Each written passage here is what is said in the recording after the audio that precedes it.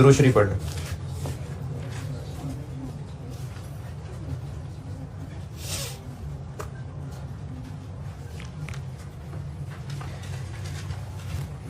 अच्छा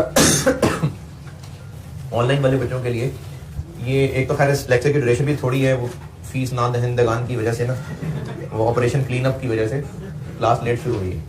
और ये 10A आपको नजर आ रहा है, ये मैंने चूंकि अभी आगे अगला टॉपिक शुरू करना है, थोड़ी सी बातें रहती हैं बेसिक की, वो बता के अगला टॉपिक शुरू करना है। तो आप लोग 10A के बाद अगले सेक्शन में देखिएगा 10B होगा, IS 16 के नाम से, उसमें 10B होगा। कल एक सवाल पूरा करने को कहा था, इनकम स्टेटमेंट की फिगर्स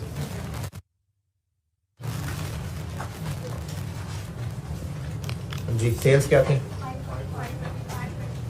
520,000 और रिटर्न्स थी 20 और आउटर कॉलम में चला जाएगा 5 लाख।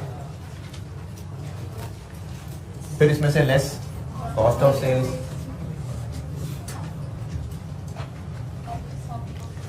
अच्छा ये मैंने बताया था कि ओपनिंग क्लोजिंग स्टॉक होता क्या है। जो स्टोर में चीजें पड़ी हुई हैं किसी भी वक्त, वो स्टॉक है। ईयर एंड पे जो चीजें पड़ी हैं वो क्लोजिंग स्टॉक है, और अगले ही लम्हे अगला ईयर शुरू हो जाएगा तो वो अगले ईयर का ओपनिंग बन जाएगा। बाकी इसको यहाँ कॉस्ट ऑफ सेल में क्यों लिखा है, इसकी भी मैंने आपको किसी हद तक लॉजिकल समझाई थी। बैलेंस शीट में क्यों लिखना है और क्लोजिंग स्टॉक को 2 जगह क्यों लिखना है, इस पे बात नहीं की थी। ये जब आपको मैं जब जिस चैप्टर में जरूरी लगेगा और तब आपको मैं इन्वेंटरी रिवाइज कराऊंगा, तब करेंगे इस पे बात। अभी बस इसको इस जगह की हद तक ही काफी याद रखते हैं कि कॉस्ट ऑफ सेल्स के अंदर ओपनिंग स्टॉक कितना था? 35,000। फिर यहां थी परचेजेस कितनी थी? 280।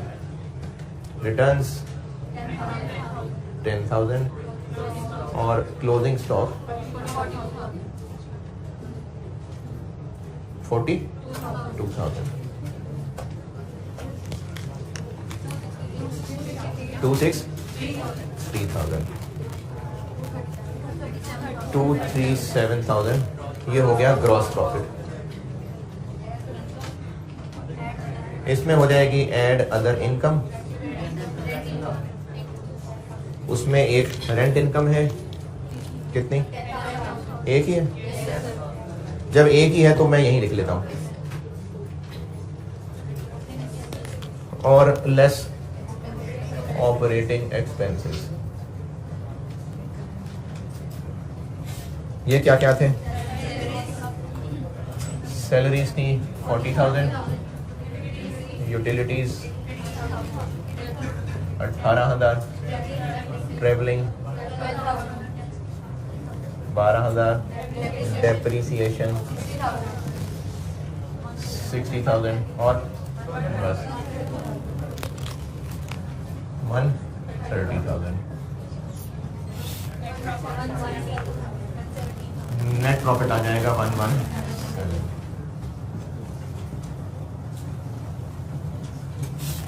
ये हो गई इनकम स्टेटमेंट।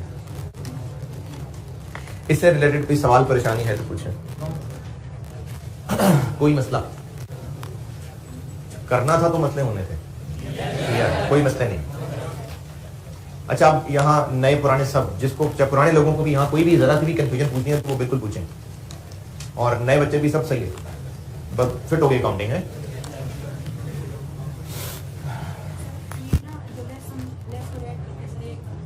क्या चीज?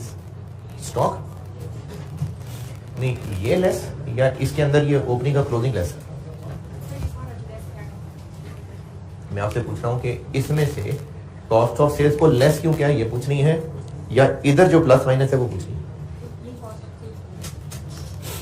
हम प्रॉफिट निकालना चाह रहे हैं। बिजनेस प्रॉफिट तब कमाएगा जब इनकम्स में से क्या माइनस करेंगे? एक्सपेंसेस, तो प्रॉफिट होगा। तो सेल्स इनकम है, अब इनकम में से एक्सपेंसेस माइनस करेंगे तो प्रॉफिट निकलेगा ना। तो एक्सपेंसेस 2 तरह से हमने बांट लिए, एक कॉस्ट ऑफ सेल्स कर दी और उसके अलावा बाकी एक्सपेंसेस ऑपरेटिंग एक्सपेंसेस कर दिए। ये भी एक्सपेंस ही है। ये कॉस्ट ऑफ सेल क्या चीज है? ये 263 क्या है? ये जो चीजें हमने बेची हैं वो हमें कितने की कॉस्ट की थी। एक बिजनेस है जो चीजें खरीद के बेचता है, तो खरीदेगा तो खर्चा होगा, बेचेगा तो अर्निंग होगी। तो सेल्स में से माइनस करेंगे कि जो चीजें हमने बेची हैं वो हमें कितने की कॉस्ट की थी, उसको कॉस्ट ऑफ सेल्स कहते हैं। इसलिए सेल्स में से कॉस्ट ऑफ सेल्स लेस कर रहे हैं ताकि प्रॉफिट निकले। ये प्रॉफिट ग्रॉस प्रॉफिट है। और अभी इस वक्त तक जितनी इनकम एक्सपेंसेस इस्तेमाल हुए उसके अलावा बाकी भी हैं, तो उन बाकी इनकम को अदर इनकम कह देते हैं और बाकी एक्सपेंसेस को अदर एक्सपेंसेस या ऑपरेटिंग एक्सपेंसेस कह देते हैं।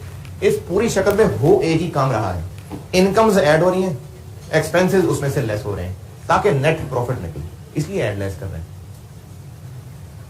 इनकम स्टेटमेंट की फिगर्स में कोई मुश्किल परेशानी? Statement of financial position,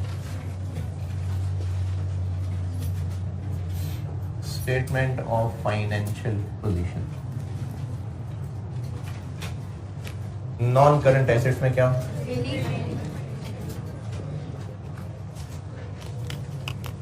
building 500,000, equipment 250,000, current assets, debtors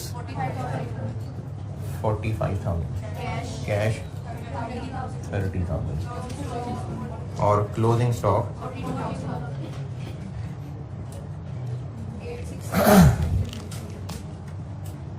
867।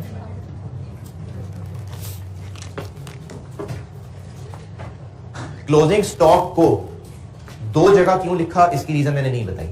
ये आप और बड़े हो जाएंगे तो बढ़ेंगे,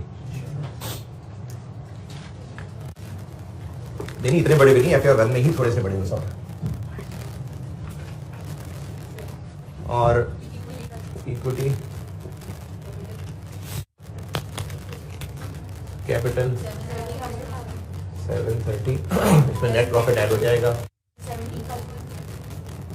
117 और ड्राइंग लेस हो जाएंगी 20,000, 827। और इस सवाल में लोन मैंने रखा ही नहीं था, नॉन करंट लायबिलिटी थी ही नहीं, तो जब है ही नहीं तो फिर लिख के इसकी जगह भी नहीं छोड़ते। करंट लायबिलिटीज, क्रेडिटर्स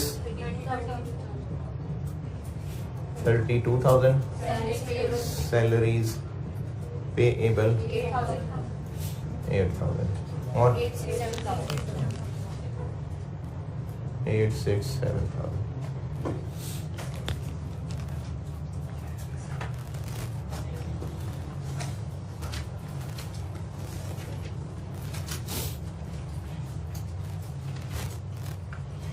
जिन्होंने कंप्लीट किया था ये फिगर्स ठीक है, हो गए टैली सब सारे?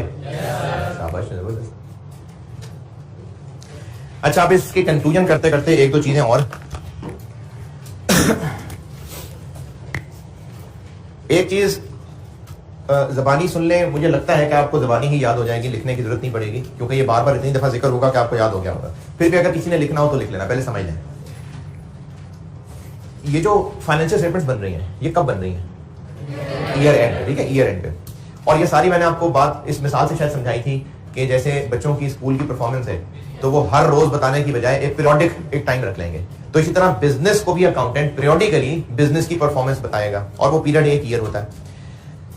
एक होता है जिसको हम कैलेंडर के मुताबिक देख के ईयर कहते हैं, जो कि दुनिया में क्या होता है आजकल, जनवरी से दिसंबर, ये कैलेंडर ईयर है। जो स्कूल का साल बनता है, जो क्लासेस होती हैं, वो जनवरी से दिसंबर होती है लाजमी नहीं, लेकिन फिर भी वो साल है, मार्च से चल सकता है, अगस्त से चल सकता है, अप्रैल से चल सकता है।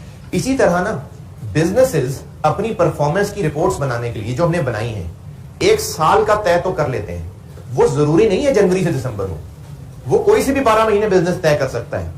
ज्यादातर जो चलता है ना, ज्यादातर पाकिस्तान में वो जुलाई से जून चलता है, ज्यादातर। जो आप अगर टैक्स पढ़ रहे हैं तो टैक्स से भी वैसे ही होता है, तो ज्यादातर जुलाई से जून चल रहा होता है। कौन सी जुलाई से कौन सा जून?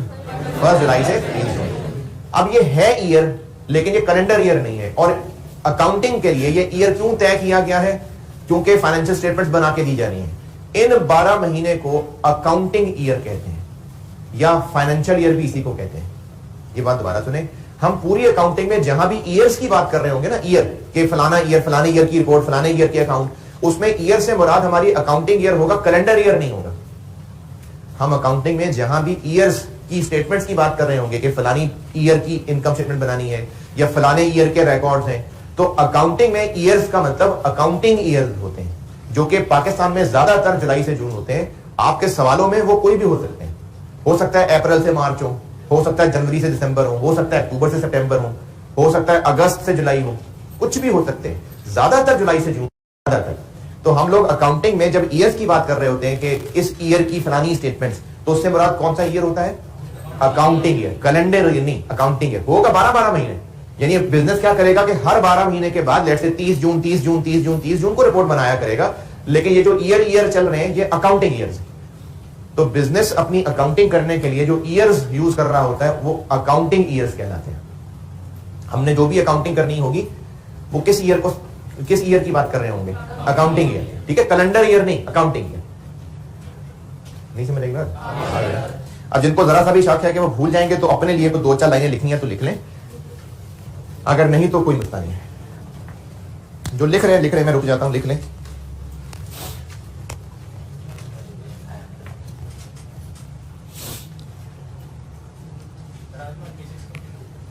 जी अभी इंट्रो के 3 चैप्टर मैंने और कराने हैं, लेकिन वो अभी नहीं करा रहा।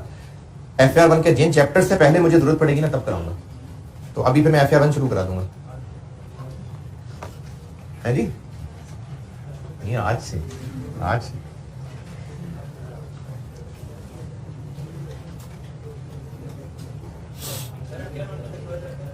किधर है, कौन है, कहां है? हाँ जी, FR1 का पेपर कितने % न्यूमेरिकल होता है? मेजॉरिटी न्यूमेरिकल है। नहीं, इसमें परसेंटेज नहीं कह सकते, यानी इसमें नहीं कह सकता कि 80% तो हो सकता है, 95% न्यूमेरिकल है, 100% भी न्यूमेरिकल हो सकता है। मेनली न्यूमेरिकल है? न्यूमेरिकल करके पास हो जाते हैं। FR1 में पास होते ही है, दुनिया पढ़ते ही लोग, FR1 पास करते हैं। FR1 अकाउंटिंग जो है ना वो एक मेनली न्यूमेरिकल सब्जेक्ट है। अब उसके जिन टॉपिक्स को हमने FR1 में पढ़ना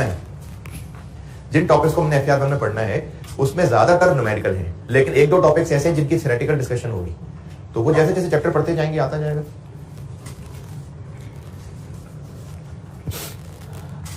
अच्छा जी, अकाउंटिंग ईयर की शान में कुछ लिख रहे थे तो लिख लिया जी बिल्कुल।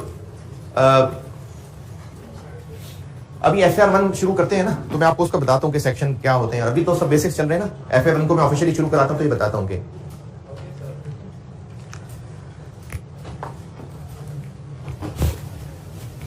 ट्रायल बैलेंस में 5 ग्रुप्स के अकाउंट्स के बैलेंस आ रहे थे, एसेट्स, लायबिलिटीज, इक्विटी, इनकम और एक्सपेंसेस। इनकम और एक्सपेंसेस के बैलेंसेस को उठाया और कहां लिखा? इनकम स्टेटमेंट में। ये बैलेंसेस क्या इंफॉर्मेशन दे रहे हैं? 5 लाख क्या है 5 लाख या 5-20 क्या है? Total sales for the year 2021।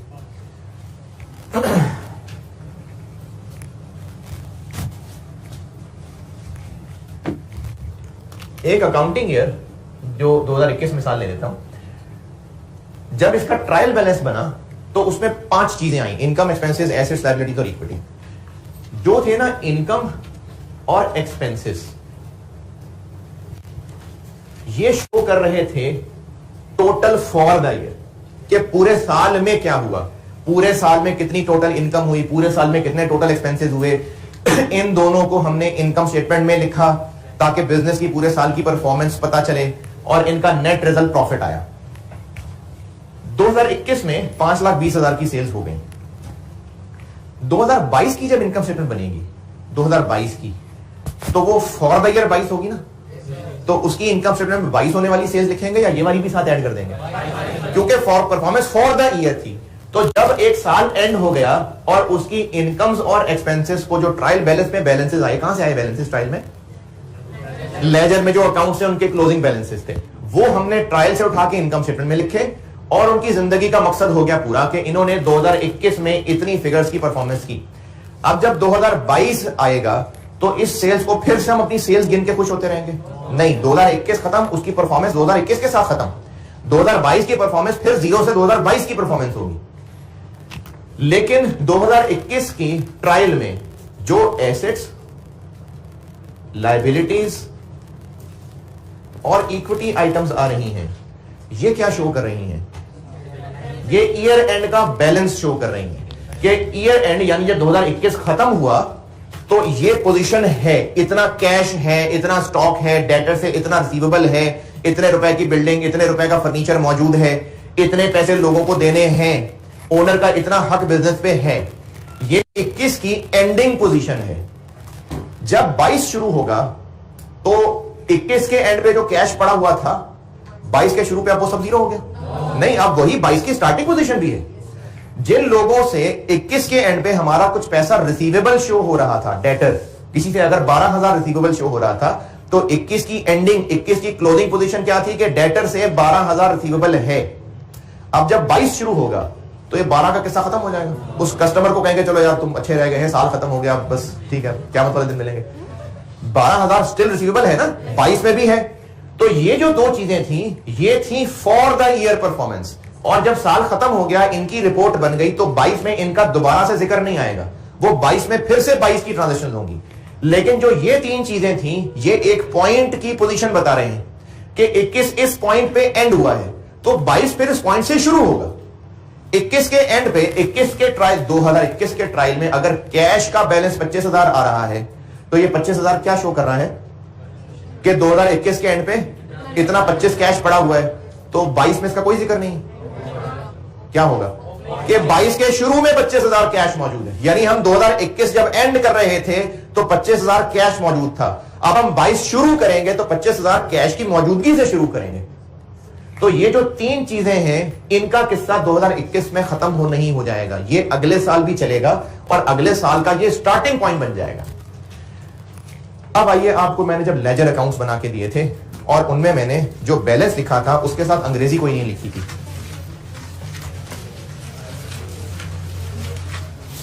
जब ट्रायल से पहले लेजर बनाए थे ना, जिनसे मैंने फिर ट्रायल बनाया था,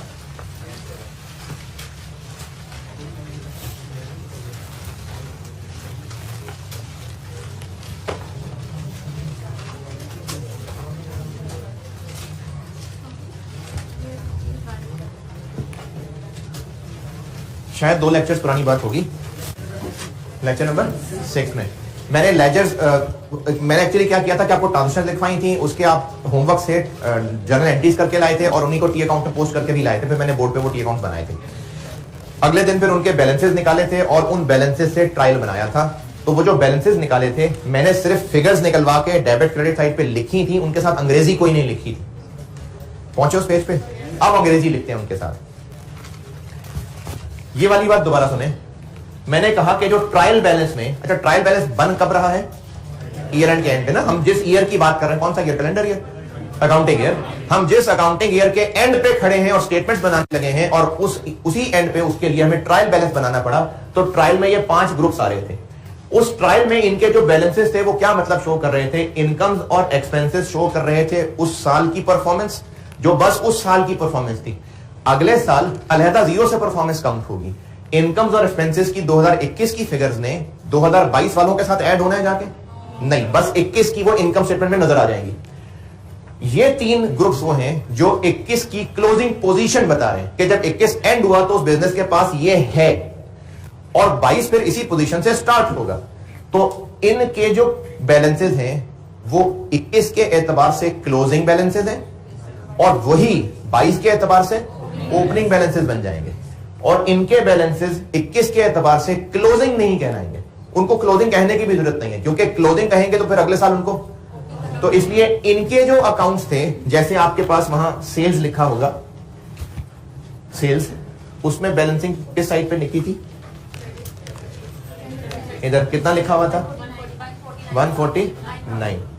अच्छा, अब हो क्या रहा है? हो ये रहा है कि जो टी अकाउंट्स थे उनके जो रिजल्ट्स निकले वो ट्रायल में गए और ट्रायल से आगे फाइनेंशियल स्टेटमेंट्स में। तो ये चीज इन अकाउंट्स में भी रिफ्लेक्ट होगी, ऐसे रिफ्लेक्ट होगी कि ये 149 अब आगे कहां जाने लगा है? इनकम स्टेटमेंट में, या उससे अगले साल भी जाएगा इनकम स्टेटमेंट में ना। और इनकम स्टेटमेंट का मैंने आपको एक नाम P&L भी बताया था। तो हम इस अकाउंट में इस बैलेंस के सामने बस सिर्फ लिख देंगे P&L, प्रॉफिट एंड लॉस, या इनकम स्टेटमेंट भी लिख सकते हैं, या कुछ अर्से आगे चल के चीज बतानी है statement of comprehensive income, SOCI, वो भी लिख सकते हैं। P&L ठीक है। तो जो जो उस सवाल में इनकम्स और एक्सपेंसेस के टी अकाउंट्स थे, उन सब में बैलेंसेस के साथ P&L लिख दें। उस सवाल में जो जो भी अकाउंट्स एक्सपेंसेस और इनकम ग्रुप के थे, उनके साथ जो बैलेंस लिखा हुआ है वो P&L लिख दें। मैं बता भी देता हूं कौन से। शुरू से चले तो कैश है ऐसा नहीं, बैंक, कैपिटल नहीं, फर्नीचर, परचेजेस, हाँ जी, परचेजेस में जो बैलेंस है उसके साथ P&L आ जाएगा, और जो भी अकाउंट देखेगा वो ये समझ जाएगा कि ये फिगर है जो P&L में गई है। और क्या था उसके बाद? रेंट, जी रेंट में ऐसा करें, रेंट, हाँ रेंट एक्सपेंस ग्रुप में था, रेंट में भी ऐसा ही करिए कि रेंट में जो बैलेंस लिखा हुआ है उसके साथ P&L लिख दें। सैलरीज के साथ भी यही सलूक होगा, सेल्स के साथ भी यही सलूक होगा, बस यही थे।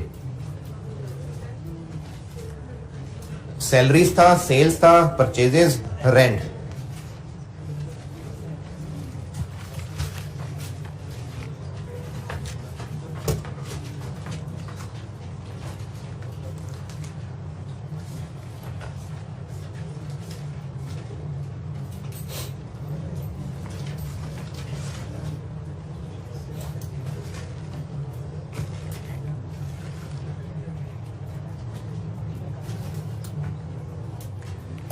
अब जो बाकी बैलेंसेस हैं ये 21 के क्लोजिंग है और यही 22 के ओपनिंग बन जाएंगे। यानी इन बैलेंसेस को अब हम 21 के एंड पे लिख के 22 यहीं से शुरू करने वाले हैं। यानी 21 के ये बैलेंसेस 22 को भी जाने वाले हैं। इसके लिए टर्म इस्तेमाल होती है, वो मैं आपको टर्म बताता हूं, वही बताता हूं।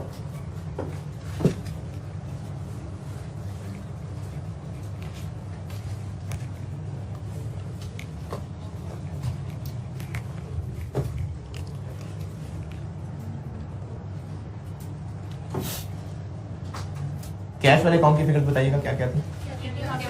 किधर था? डेटर्स, सेल्स,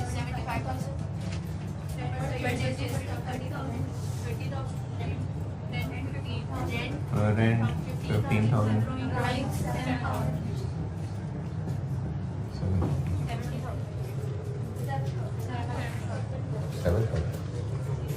ये था। फिर इसके बाद इसको टोटल कर दिया था, और इधर के इधर और 2021 के कैश के अकाउंट की ये एक क्लोजिंग पोजीशन है, और ये डेबिट बैलेंस है कि क्रेडिट बैलेंस है? Debit balance. ये 2021।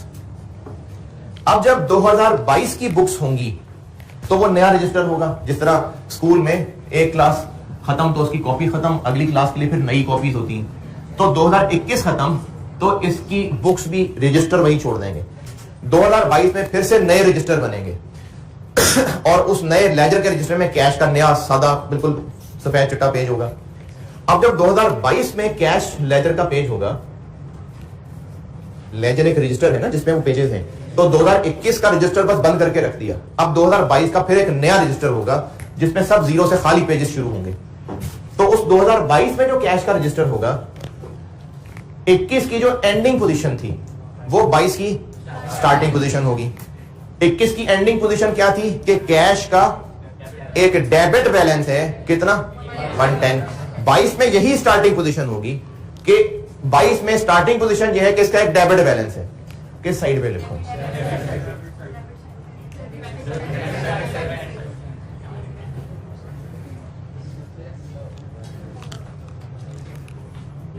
यहां पर इधर लिखा हुआ है नाम डेबिट बैलेंस है। अब यहां लिख दिया मैंने, है ये डेबिट बैलेंस। अब ऐसा क्यों किया? पहले ना इनकी लड़ाई हुई थी, ये डेबिट साइड क्रेडिट साइड को नेट किया तो डेबिट की बची हुई फौजी अंदर दाखिल हो गई, तो वो इधर लिखा नजर आ रहा है। अब जब बिल्कुल खाली पेज है, डेबिट बैलेंस का मतलब है डेबिट साइड हैवी है। कैसे करूं उसको हैवी? डेबिट पे लिख दो 110, तो ये यहां लिख दिया। इसका एक और एक थोड़ा अजीब सा तरीका बताता हूं, शायद हंसी हो जाए। ये टी अकाउंट है, ये बेकार नहीं सा तरीका, ये टी अकाउंट है, ठीक है। डेबिट साइड कौन सी, ये क्रेडिट साइड है, ये डेबिट साइड है। डेबिट बैलेंस का मतलब है कि डेबिट साइड हैवी है, यानी डेबिट साइड पे 1/10 ज्यादा मौजूद है। ईयर एंड पे अपने अकाउंट को क्या किया, क्लोज, ये ने क्लोज कर दिया मैंने। वो जो 1/10 ज्यादा था वो किधर चला गया, राइट साइड पे चला गया, ये इधर आ गया। 2022 में क्या करूं, दोबारा ओपन कर लो, मैंने ओपन कर लिया। अब 1/10 इधर आ गया तो 1/10 इधर आ गया। नहीं ना, मैंने खुद बंद किया ना रजिस्टर। तो ये जो 2021 का क्लोजिंग बैलेंस था, यही यहां से आगे कैरी होना है 2022 पे। इसको कहते हैं कैरिड डाउन, कैरिड फॉरवर्ड भी कह सकते हैं, ज्यादा डाउन का बड़ी होता है, सीडी। और अगले साल जब हम 22 में इसको यहां लिखेंगे कि ये इसका स्टार्टिंग पॉइंट है, तो कहां से आया, ये 21 से हम लेके आए हैं, इसको कहेंगे ब्रॉट डाउन। तो किसी भी साल के एंड पे जो टी अकाउंट्स में इनकम्स और एक्सपेंसेस के ग्रुप के बैलेंसेस थे, वो इनकम स्टेटमेंट में गिर के वहीं खत्म हो जाएंगे, और जो इनके बैलेंसेस हैं वो carried down to next year हो जाएंगे। तो अब आप टी अकाउंट्स में क्या करिए, इनके बैलेंसेस के साथ सीडी लिखते जाए, और जब अगले साल का अकाउंट बनेगा, जो कि उस सवाल में नहीं है, वैसे बता रहा हूं, जब अगले साल का कोई अकाउंट खुलेगा तो जो पिछले साल उस अकाउंट का सीडी था वो बीडी बन के वो स्टार्टिंग पॉइंट बन जाएगा। इसी तरह अगर किसी अकाउंट में सीडी बैलेंस इस साइड पे था तो वो कौन सा बैलेंस था, क्रेडिट बैलेंस था। तो जब अगले साल उसका अकाउंट शुरू होगा तो वो इस साइड से शुरू। तो इन ग्रुप्स के अकाउंट्स के जो आखिर में बैलेंस है वो सीडी बैलेंस होते हैं, और वही अगले साल बीडी बैलेंस बन जाते हैं। इन सीडी बैलेंसेस को क्लोजिंग बैलेंस कहते हैं, और जो अगले साल बीडी होंगे वो ओपनिंग बैलेंसेस कहलाते हैं। कंक्लूजन दोबारा, पांचों ग्रुप्स में से साल के एंड पे जो ट्रायल बैलेंस बन रहा है, इनकम्स और एक्सपेंसेस में आने वाले बैलेंसेस उसी साल इनकम स्टेटमेंट में ट्रांसफर होकर क्लोज हो जाएंगे, कोई सीडी नहीं। लेकिन एसेट्स, लायबिलिटीज, इक्विटी, यानी जो बैलेंस शीट आइटम्स हैं, इनके अकाउंट के बैलेंसेस कैरेट डाउन हो जाएंगे अगले साल को, और जब अगले साल की बुक्स शुरू होंगी तो वो ब्रॉट डाउन के तौर पे लिखे जाएंगे।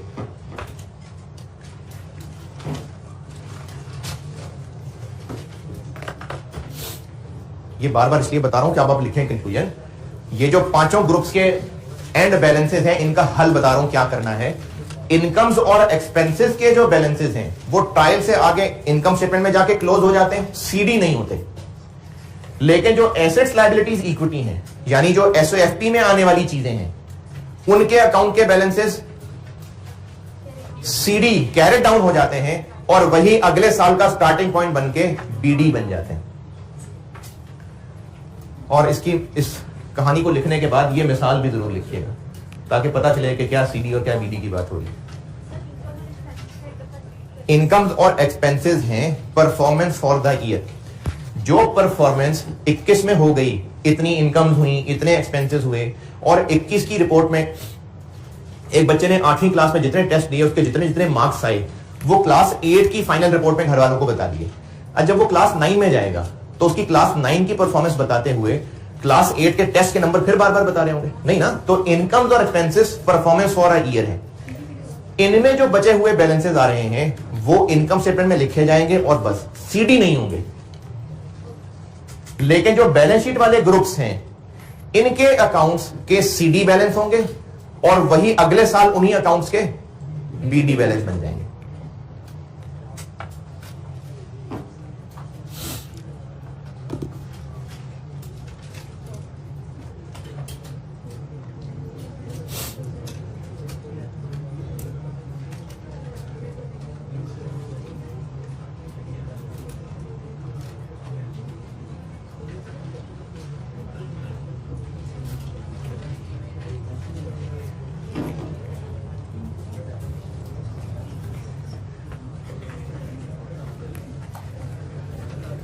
अच्छा, अगर अभी ये बात आपको जो बताने लगा हजम हो जाए तो ठीक है, वरना इग्नोर करना है इस बात को, क्योंकि एफआईआर 1 में तो वैसे भी ड्राइंग्स नहीं होती।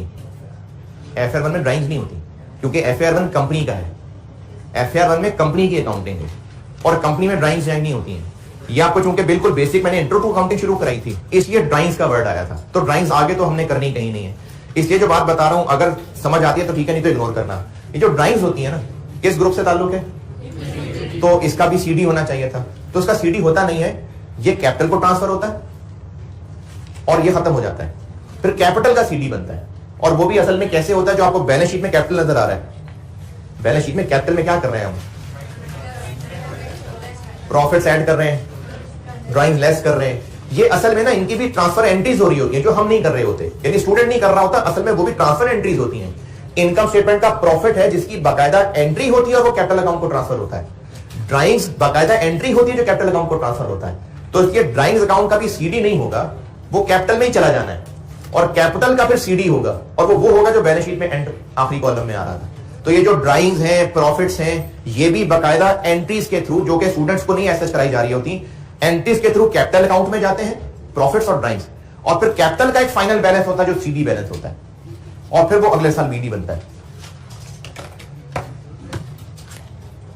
जी, ड्राइंग्स में वो कैपिटल को ट्रांसफर हो जाता है, उसके आगे कैपिटल लिख दें, ट्रांसफर टू कैपिटल। ड्राइंग्स के अकाउंट में जो बैलेंस आ रहा है उसके साथ लिख दें ट्रांसफर टू कैपिटल, वो कैपिटल को ट्रांसफर हो जाएगा, प्रॉफिट भी आके कैपिटल में ही आएगा, फिर कैपिटल का एक फाइनल बैलेंस बनेगा। मैं आपको जब एक चैप्टर रेक्टिफिकेशन, एक मैंने चैप्टर पढ़ाना है रेक्टिफिकेशन ऑफ एरर्स, तो 7-8 नंबर का सवाल आ सकता है, आया भी था लास्ट में 8 नंबर का सवाल, तो तब मैं इस पर थोड़ी और बात करूंगा कि ट्रायल बैलेंस के बाद कौन सी एंट्रीज होती हैं, कौन सी ट्रांसफर एंट्रीज होती हैं। ये जो बात अभी की है ना, इस पर थोड़ी सी डिस्कशन और आएगी जब एक रेक्टिफिकेशन ऑफ एरर्स वाला चैप्टर पढ़ाऊंगा आपको। ये हम कहीं जुलाई में पढ़ रहे होंगे। तो अभी मेन चीज जो यहां से कैरी फॉरवर्ड मैंने करानी थी वो ये थी कि इनकम्स और expenses performance for the year है, तो वो वही इनकम स्टेटमेंट में क्लोज होकर खत्म हो जाते हैं, कोई सीडी नहीं होता। लेकिन जो बैलेंस शीट वाले अकाउंट्स हैं जिन्होंने एसएफपी में आना होता है, उनका सीडी होता है और वही अगले साल बीडी होता है। ये थी अभी डिस्कशन की का मकसद, जो आप याद करके आगे चलें। चलिए, बेसिक वाली बात खत्म, अब आते हैं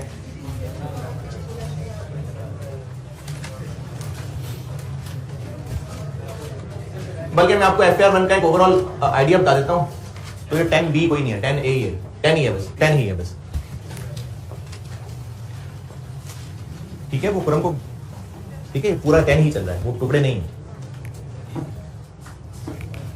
वो ऑपरेशन क्लीन अप के नाम चढ़ गया वो।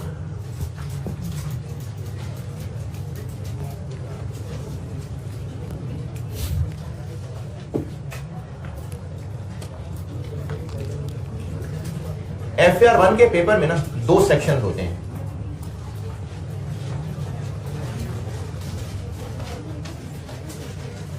तकरीबन ये एग्जैक्ट नहीं है, तकरीबन कुछ 30 से 35 नंबर यहां होते हैं, ये रफ है, 25 भी हो सकते हैं, और तकरीबन को 60-65 नंबर यहां होते हैं। इस पोर्शन के अंदर एमसीक्यूज, शॉर्ट क्वेश्चंस का मतलब है अप टू 8 नंबर, नहीं और नहीं, 8 नंबर ज्यादा है। अच्छा, एमसीक्यूज को 7-8 नंबर तक के होते हैं, 10 नंबर हो जाएंगे, बाकी 5 नंबर, 6 नंबर, 7 नंबर, इस तरह के नंबर के सवाल होते हैं। और इस सेक्शन में बड़े बड़े सवाल होते हैं, इसमें लॉन्ग क्वेश्चंस होते हैं, और लॉन्ग क्वेश्चंस का मतलब है 15, 16, 18, 15 से 20 मार्क्स के लें, 18 नंबर का सवाल, 20 नंबर का सवाल है जी। किधर है, कौन है, कहां है?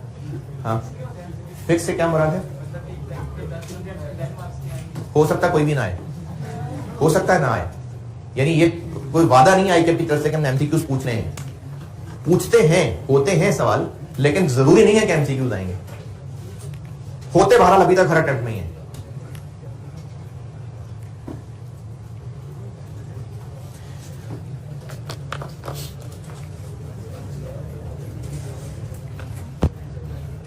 अच्छा, अब इसमें एफआर 1 के हवाले से पहले भी मैंने की थी बात, अब चूंकि FAR 1 शुरू करना है तो दोबारा कर देता हूं। आप उस नस्ल में से हैं जिनके साथ ये हादसा हुआ कि इंट्रो एग्जाम हो गई और वो PRC से पहले AFC में थे।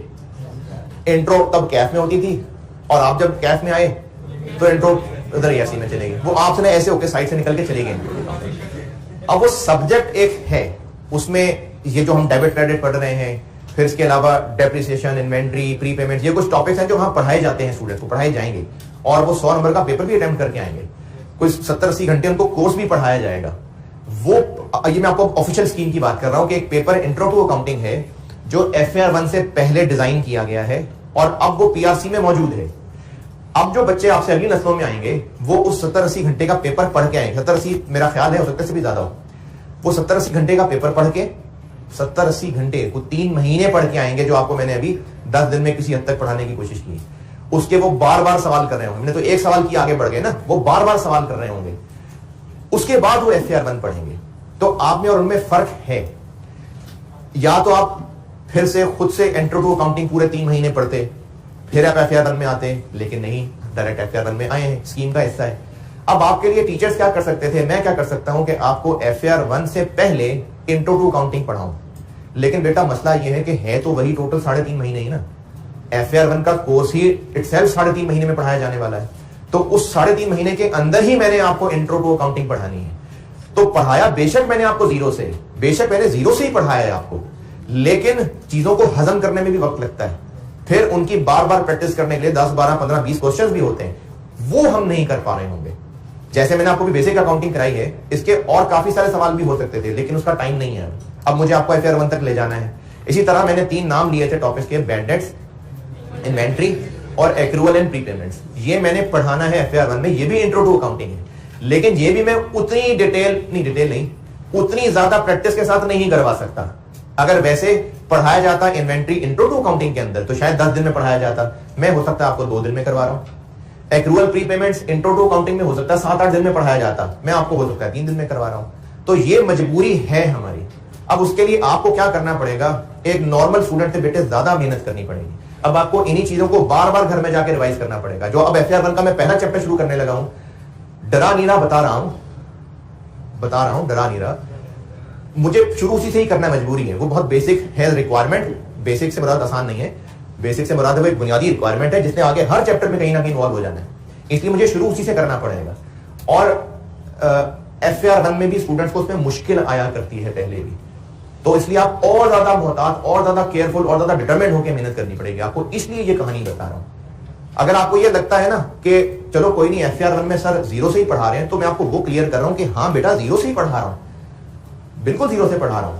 लेकिन उस जीरो से पढ़ाने के लिए जो, जैसे अगर मैट्रिक किसी ने करना हो, डायरेक्ट मैट्रिक करना हो, कोई नर्सरी वगैरह नहीं, और टीचर उससे कहें या वो टीचर से एक्सपेक्ट करे कि आप हमें 5वीं 6वीं क्लास वाला भी पढ़ाएंगे, ठीक है पढ़ा देंगे, लेकिन वो जो मैट्रिक से पहले पढ़ी हुई चीजों को हजम करने में 8 साल लगते थे, वो फिर 8 साल का पीरियड मिस हो रहा होगा। बता बेशक सब रहे होंगे, लेकिन वो टाइम पीरियड बीच में मिस हो रहा होगा। उसके लिए फिर आपको एक नॉर्मल मैट्रिक के बच्चे से ज्यादा मेहनत करनी पड़ रही होगी। तो ये आपसे मैं रिक्वायर कर रहा हूं कि हम जो भी पढ़ने लगे FAR 1 के अंदर, एक तो आपको उसका लेवल, वैसे तो मैं कोशिश पूरी करूंगा कि आप अगर ऐसे इंट्रो में चल रहे हैं तो यहीं से FAR 1 में दाखिल हो जाए, ऐसे ना हो एकदम से, कोशिश मैं पूरी करूंगा। लेकिन फिर भी एक डिफरेंट शिफ्ट आएगा। आप जो टॉपिक पढ़ने लगे वो बिल्कुल डिफरेंट शिफ्ट आना है उसके अंदर। कोशिश मैं फिर भी पूरी करूंगा कि आप स्मूथली ही आगे बढ़ें, लेकिन आपको एक नॉर्मल हालात वाले, जो आम इंसान का बच्चा जो FAR 1 में इंट्रो पढ़ के आता है, उससे बेटा ज्यादा मेहनत करनी पड़ेगी, क्योंकि अगर उससे ज्यादा मेहनत नहीं करेंगे तो FAR 1 आपके लिए बहुत मुश्किल हो जाएगी। तो अब आपके पास 2 ऑप्शन है, या तो फिर से FAR 1 छोड़ें, वापस जाएं, इंट्रो टू अकाउंटिंग पढ़ें, 4 महीने लगाएं, फिर अगले सेशन में FAR 1 में आए, या तो ये करें। अगर नहीं तो फिर FAR 1 में जैसे चल रहे हैं फिर अपनी मेहनत को और बढ़ाना पड़ेगा। अब ये FAR 1 में उससे ज्यादा मेहनत करनी पड़ेगी जो आपको टैक्स में करनी पड़ेगी, क्योंकि टैक्स के लिए आप एक नॉर्मल स्टूडेंट है, क्योंकि टैक्स आपने वैसे भी पहली दफा पढ़ना था, लेकिन FAR 1 के लिए आप कमांडो हो, क्योंकि आपको जो पढ़ाया जाना था आप उसके बगैर आ रहे हैं, तो इसलिए मेहनत ज्यादा करनी पड़ेगी। डुएबल है, इम्पॉसिबल नहीं है, बिल्कुल डुएबल है, लेकिन मेहनत ज्यादा करनी पड़ेगी। ठीक है ना? चलें इंशाल्लाह कल से ऑफिशियली FAR 1 शुरू करते हैं। अल्लाह हाफिज़।